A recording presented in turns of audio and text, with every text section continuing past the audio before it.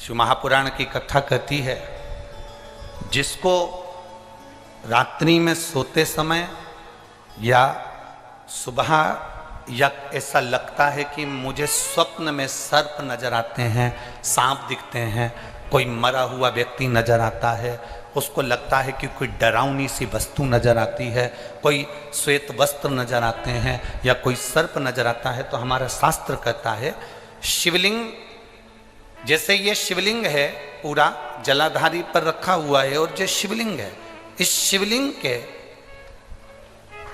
5 स्थान ऐसे नियुक्त कर लीजिए। कितने स्थान? 5।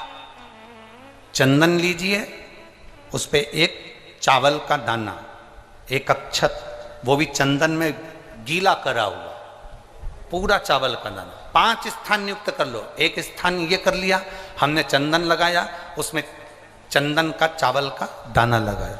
दूसरा स्थान हमने ये नियुक्त करा, हमने चंदन लगाया, उस पर चावल का दाना लगाया। तीसरा स्थान हमने ये नियुक्त करा, चंदन लगाया, चावल का दाना लगाया। चौथा स्थान हमने ये नियुक्त करा, चंदन लगाया, चावल का दाना लगाया। 5वां स्थान हमने ये नियुक्त करा, चंदन लगाया, चावल का दाना लगाया। बस एक बेलपत्र अशोक सुंदरी वाली जगह पर पहले चढ़ा देना है, फिर ये 5 स्थान पर चंदन की बिंदी और एक चावल का दाना लगा देना। इस बेलपत्र को उठाकर लाना है प्रदोष काल में। प्रदोष काल सूर्य जब जा रहा हो, चंद्र प्रवेश कर रहा हो, उसको प्रदोष काल कहा गया। उस प्रदोष काल में इस बेलपत्री को भगवान पतालेश्वर महादेव का नाम लेकर खा लेना है। कभी जिंदगी में तुम्हें सर्प का स्वप्न आ ही नहीं सकता और सर्प का भय नहीं हो सकता। ये पतालेश्वर है। 5 स्थान,